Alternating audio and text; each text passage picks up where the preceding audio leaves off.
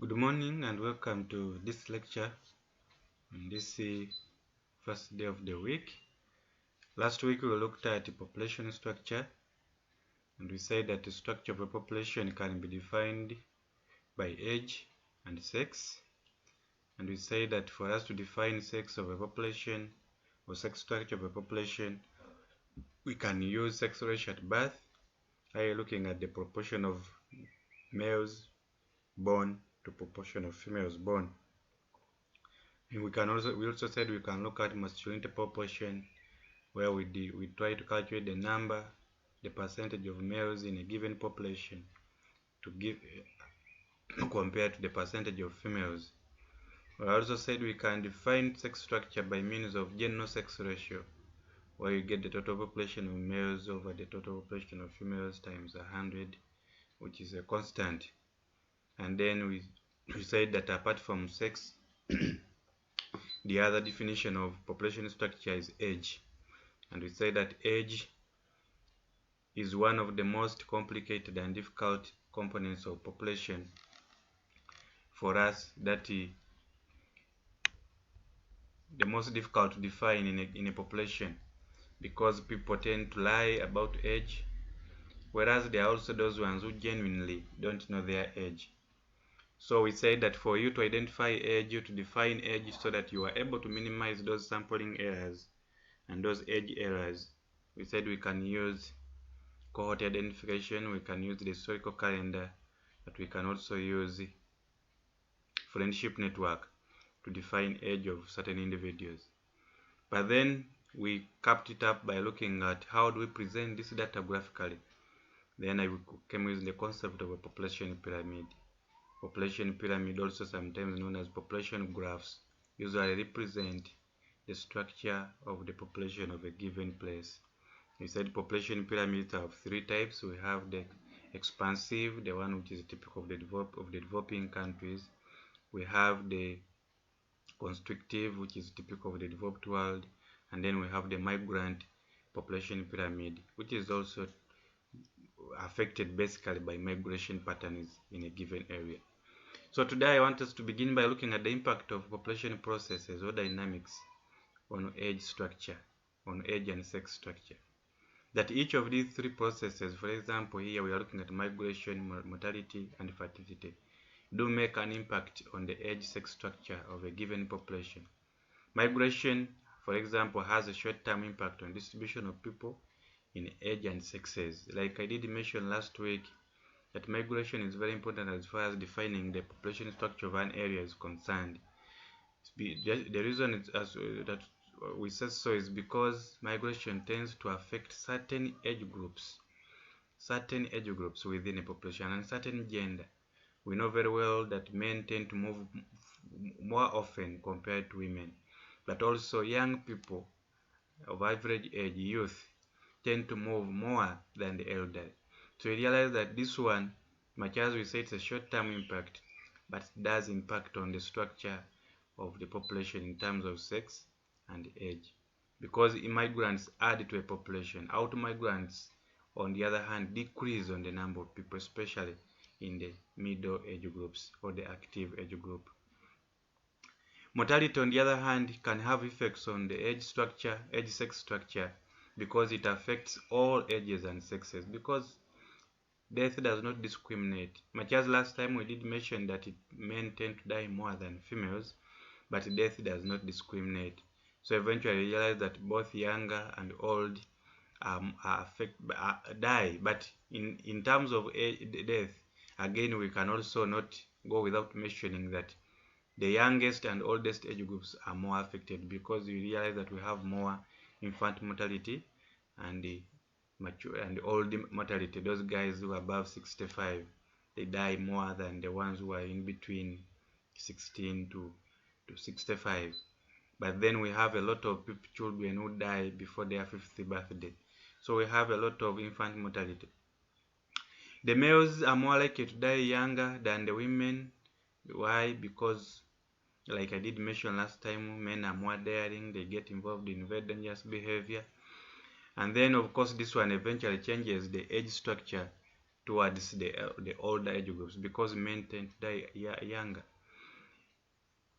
Then of course we also do mention that that the opposite usually happens, especially in the developing world, where population with lower mortality rate will display a slightly younger distribution. It's due to the fact that any changes in mortality rates of a population are more likely to result in variations within the younger age groups. In the developed world, for example, we realize that because there are fewer people are being added on to the population within the younger age groups, and then the old are dying less because they tend to live longer up to the advanced age. Then you realize that their population is, that's why we refer to it as the aging population, because of the mortality, reduced mortality. For us here, due to high mortality rates and low life expectancy, people tend to die a little early, and eventually realize that in terms of age and sex composition of the population, at the older age groups, it is skewed in favor of usually women, because they tend to live longer than the men. Fertility has a major effect on influencing the shape of the pyramid. Fertility, for example, adds people at the 0 age, but the effect stays with the population years later, because when you are born into a population, you've been added at the 0 age group. But when you grow from 0 to 5, from 5 to 9, so you keep progressing through the age groups. If we added, for example, 1 million in the 0 age group, that 1 million, I've always noticed this with our intake at university. There are those years when our intake is quite high. You get, say for example, you have 100 students, and so those 100, you're going to, it means that the graduating class will also be bigger. I know there are those ones who will go off due to issues of tuition and whatsoever, but eventually the graduating class is going to be bigger. But those years when you get a smaller intake, the graduating class will be bigger. But so that's it. It shows you that the addition is here at the start. If we produce more, then we are assured of having many old people, because people progress through these age groups. So eventually realize that it will determine the shape of the population pyramid. The higher the fertility rate, higher fertility rate is usually associated with the broad-based population pyramid, whereas low fertility rates, like in the case of the developed countries, is associated with a narrow-based population pyramid. So generally, a normal population structure derived from a complete and relatively accurate census enumeration follows a typical pattern, starting with large numbers in the first age group of each sex, and this gradually diminishes in the subsequent ages until a final group at around 100 years. You'll go to certain countries and you may not find people 100 years and above, depending on the life expectancy of such a country. Within the two sexes, males tend to predominate in the first age groups. Remember, I told you that the sex ratio at birth favors males because there are more males who are born than females. But eventually, of course, this changes. That's why I was saying that in the first age groups, it favors the females. But their number falls below the number of females gradually as you progress through the age groups. There is that information there which is provided in the notes. I would implore you that you draw a population pyramid of that. Actually, you should answer this question of that population pyramid. Please answer it. And then, I don't know if you don't have ways of drawing it by means of computer, you can draw it on your piece of paper and take a photograph of it and send it on the Moodle platform so that I have a look at it. I want to see if you can construct a population pyramid, because I was going through it first, assuming that you guys know how to construct a population pyramid. But I want to take this as an example. But this one is simple. I'm not going to say you do it in a group. Just do it individually. We move on to population variables. Number one is what population dynamics is fertility. How do we define fertility? We define fertility as the number of live births a woman can have. So when we say, for example, that Ugandan women are very fertile, we are simply referring to the number of women, the number of live birth, I beg your pardon, a woman can have. According to the last census of 2014, the number of live births that a woman could have in Uganda, it was 6.6. So it means that on average, every Ugandan female is capable of producing 6.6 children. Of course, with human beings, we don't have decimals. So that one will be 7 children. So implying that our fertility rates are very high. What determines fertility in the first place? One of them is age. That when you give birth at a later age, for example, fertility will be low. But just look at a scenario where you started giving birth at 12 years. The other day I was watching news and they were showing the youngest grandmother in the country. She's 26, I think she's 27. But her daughter of 13 years had given birth. She also gave birth at 13, so her daughter also gave birth at 13. Imagine someone who gives birth at 13.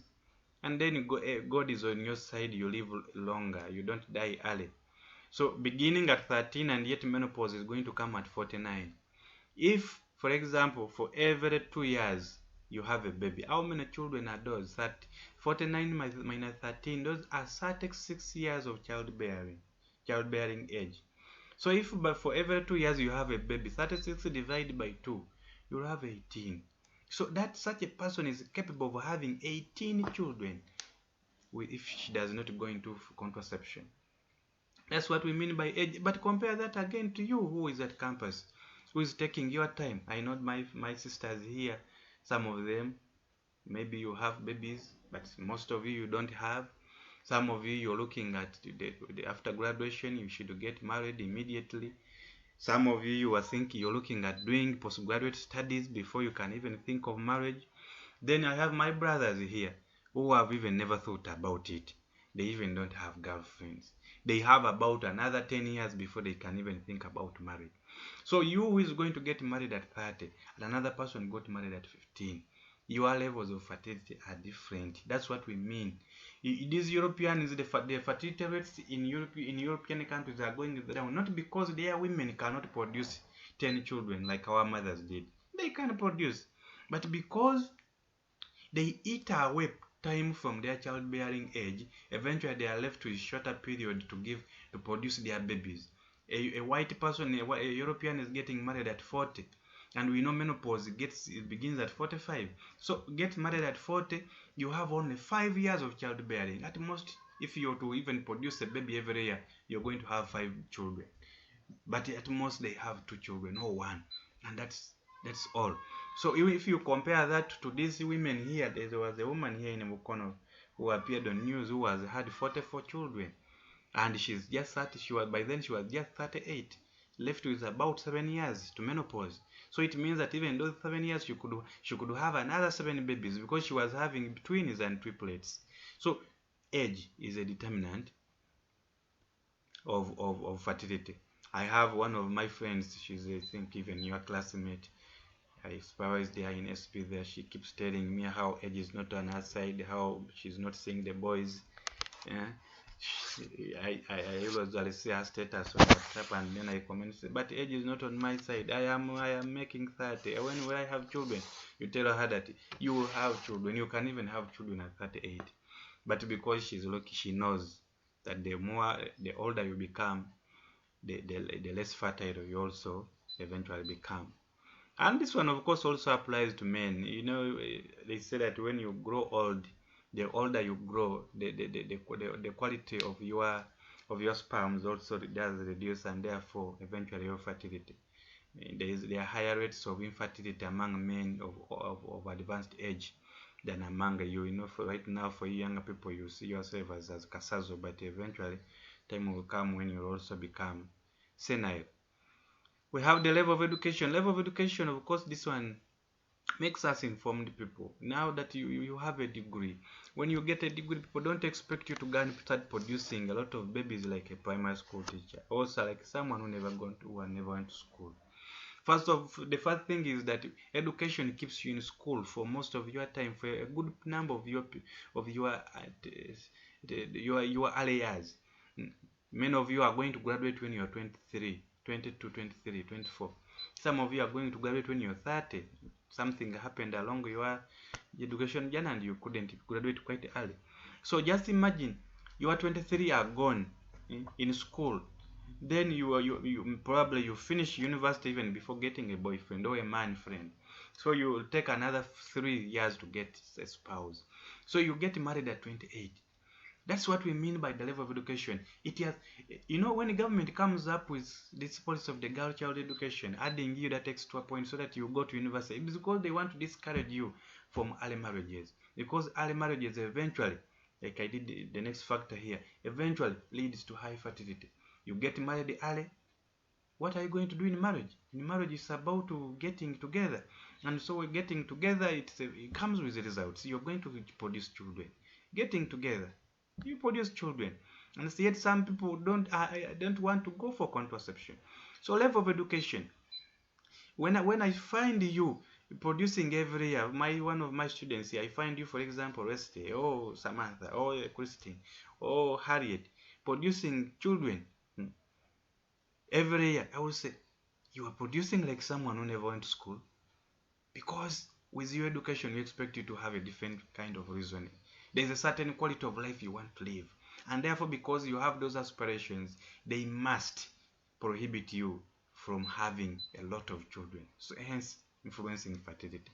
We have government policy of controlling the number of kids produced. We have certain countries where they control. China, they have the one-child policy, where you're allowed to produce one baby. The extra babies, you must pay tax on them. But they also those countries where they allow you, they even pay you money, bonuses for every child you produce.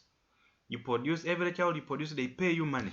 That thank you so much for being patriotic. They give you a check. Then, of course, the other factor I've already mentioned is early marriages. Early marriages being about high fertility rates. I look at the scenario of my mother, who got married quite early and produced a football team from the start up to the end, almost up to menopause. So early marriages, even this scenario of the woman in Mokono who has 44 children at 38, it also indicates to you that she married quite early. But when you delay to marry, I usually compare myself to my OBs. Those ones we started with in primary school, and probably they did not have a chance to go to secondary, or they stopped in senior 4. Right now, their children are also about to sit senior 4. Well, for me, I'm just beginning because I did not want to get married early. Then we have the cultural beliefs attached to children: sexuality, bride price, labor, value attached to boys. I've seen couples producing a lot of children just because they are looking for boy children. I have an uncle who produced about, I think, 14. He was looking for a boy child because the first 9 children were girls. So he kept producing. Some of you could be coming from such families where your father's gone out to go and produce elsewhere just because he doesn't have boys at home. That is value attached to boys. Bride price. Someone has produced only boys, then he says that for me, I will not eat this bride price. Such some of your cultures where they ask for a lot of bride price, except for the Baganda. At least for West, for you guys, it's about bringing tomatoes and the thigh of a cow. They don't bring even a full cow. So for the Baganda, you cannot accuse them. Although there are also other things that they ask for. These days, they have also become too commercial. But when you go to Ntungam, where they are going to ask you for 10 Frisian cows, each Frisian cow is costing 4 million. That one. Why wouldn't someone want to produce more children? Or the Karamajong, or the Itesots. So culture beliefs. Some of them think that children are security. That's why this is common in eastern and northern Uganda. People, when you produce your children, you order them to build their houses around you. So their children become your security. That if someone comes to attack you, he must first overcome your children before he can reach you.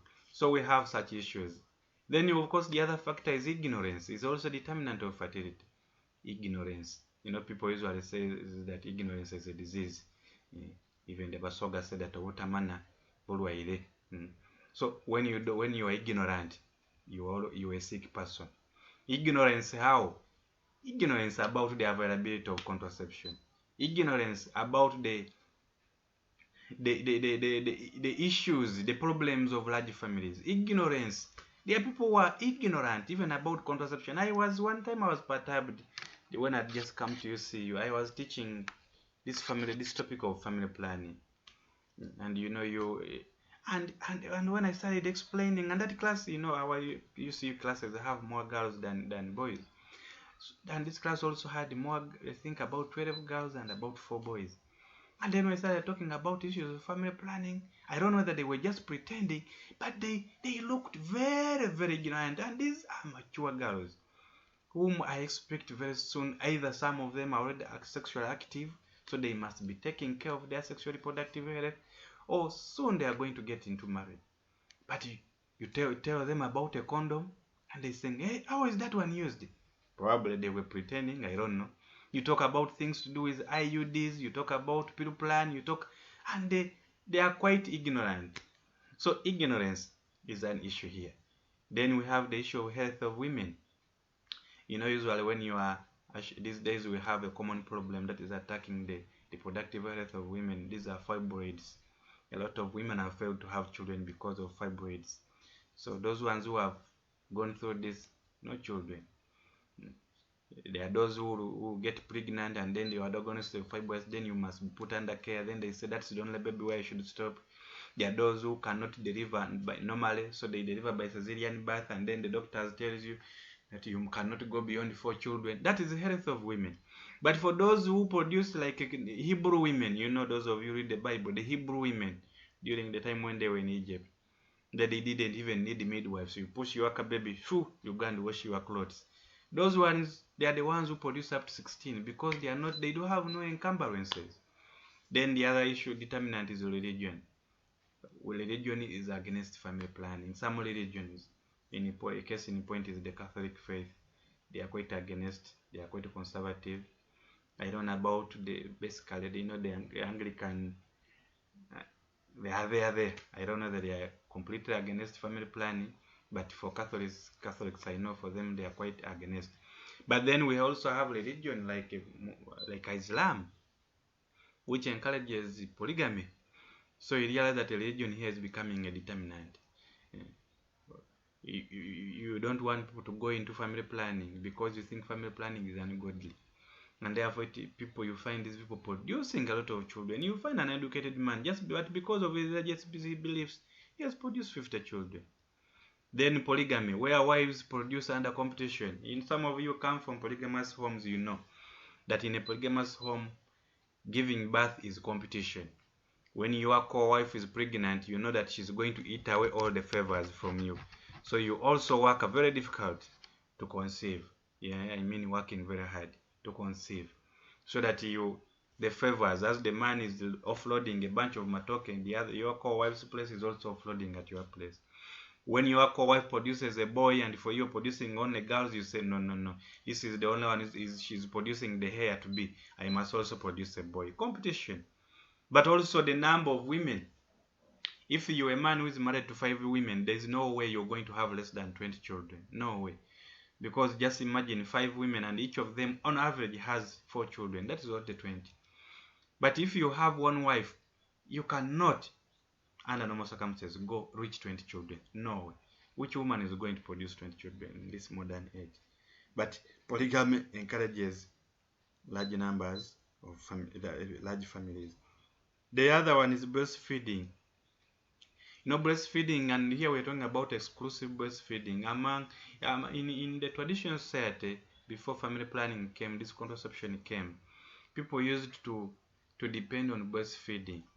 And it is also somehow, there's a way our fathers or our grandfathers used to view breastfeeding mothers as people who were not worthy, who were unworthy as far as sexual intercourse is concerned. So when you were breastfeeding exclusively, and also sometimes I know it's not necessary that they were unworthy, but when I look back, I realize that it was because of their hygiene. you've ever come across a breastfeeding mother who smells breast milk from morning to morning. So that one, where will you get the appetite? Anyway, let's not go there because I may spoil some of you younger people. But anyway, you realize that breastfeeding, most exclusive breastfeeding, because it has shown that when a mother is breastfeeding exclusively, she does not produce the hormones that do lead to formation, that will lead to ovulation. So there will be no eggs for fertilization. So meaning that during that period you are free to do whatever you want. So eventually you realize that if you breastfeed for a longer period, then you're going to have, it's going to cut on your time of conception. So that's why you will find people breastfeeding children up to 4 years. Someone is breastfeeding. It's a method of family planning. And then lastly, we have mortality. You know, in the previous years, we used to have a lot of infant mortality, and because of that, you will find that people used to produce a lot. So you will find that you ask someone, how many children did you give birth to? And says, I gave birth to 16 children. When you ask her, how many are living? He said, there are 5. So all the 11 were buried. But the reason as to why they produced up to 16 is because of mortality. Because mortality, many of them died. So mortality is a determinant of fertility. I remember growing up, our mother would tell us, when you would ask you, how many children do you want to produce? And you say, you want to produce 2 children. And they says, why do you produce 2 children? What if all of them die? So for them, they still have that in their mind, that children can still die. Of course, in this modern age, with improved maternal mortality, maternal health, and improved health care generally, you can even have one baby, and that one baby will grow. So you don't have to produce fearing that some of them are going to die and the others. So you must produce a lot so that you have a balance to keep. So you realize that the study of fertility involves a use of a number of fertility measurements, each with its merits and limits. Fertility data is got from sample surveys, like we did mention sources of population data, sample surveys, census data, and fertility surveys. You can carry out a fertility survey just to ascertain data on fertility. What are the measures of fertility? Measures of fertility, we have crude birth rates, then we have general birth rates, then we have age-specific rates. So you realize that, and then lastly we have total fertility rates. So these are the measures of fertility, just like under sex ratio. We see what are the measures of sex ratio, of sex structure. Here we also measure fertility by these 4 parameters. We have the crude birth rates, where we're simply looking at the number of live births in a given year per 1,000 of the population. Why do we call it crude? Because under crude we cannot differentiate, for example, how many were born in a specific age bracket. This crude does not give you the specifics. How many were born in the age bracket 25 to 30, or how many boys were born compared to females. It does not give you those specifics. That's why we call it crude birth rates. Just the number of live births in a given year per 1,000 of the total population. Whether this total population, but of course this total population, these are women of childbearing age. So we said CBR is calculated by birth over total population times K, which is a constant. B is these are birth, P is the total population, and the K is 1,000, which is a constant. For example, if you have 21,000 births and the total population is 458,000, then what is the crude birth rate? You get 21,000 over 458 times 1,000, and you get the answer. For example, here we have 46, and therefore it means that for every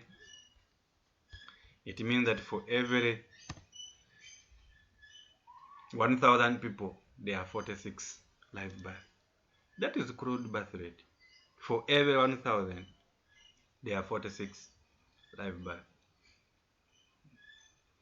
We said that CBR is the simplest measure of fertility, which only needs total birth and its population. However, only general judgment can be made from this figure, since it gives no allowance for differences in sex and age, all of which may influence the results. Like I did mention, the reason we call it crude because it does not give you the allowance for you to ascertain differences in sex and age, which eventually influences the results. For CBRI, the only thing you need are total birth and total population. For example, populations within unusual concentration with unusual concentrations of women in the reproductive age will have a higher crude birth rate than other populations that may have the same rate of childbearing per woman, but with fewer concentrations of women in reproductive age. When the data is limited to the number of births and its population, the CBR will be the only method available. If, for example, the data you've been provided with is only limited to the number of births and total population, then the only method you can use to measure fertility there is CBR, or crude birth rate. But if the data provided to you is quite detailed, that they even give you the age brackets, age groups, and the number of births per age group, then there you have more allowance to even define what we call age specific. For example, between 15 to 19, what is the fertility rate there? Between 24 to 24, 20 to 24, what is the fertility rate? Between 45 to 49, what is the fertility rate? Using CBR alone, you cannot conclude that there is a lower fertility rate between women aged between 45 and 49. You cannot, because the data is not there. But once the data is more detailed, you will be able to differentiate that in age bracket 45 to 49, there are fewer babies, and therefore ascertain why is it that women aged between this to this, they have fewer babies. Then you know that age determines fertility. That's what I'm implying here. Birth rates greater than 30 per 1,000 are considered high, and more than a fifth of the world's population live in countries with rates that are high. Such countries have high number of females and young populations. These are countries in Africa, Asia, and Latin America. Birth rates less than 20% per 1,000 is considered low, and characteristics of industrialized economies or countries: Japan, China, Australia, North America, Western Europe. They once adopted stringent family planning methods which decreased their birth rates. I remember I told you a scenario where in certain countries, if you went into labor to produce your second baby, you would return home with no uterus. Those are the stringent means they came about. That on your wedding day, they would offer you a check if you could delay childbearing for 2 years. And eventually, of course, we have realized that their birth rates have been declining and declining and declining, to the extent that some of them are now endangered, and they have reversed those policies. Therefore, in general, the stage of economic development is usually closely related to the variations in birth rates among countries. I thank you, and God bless you.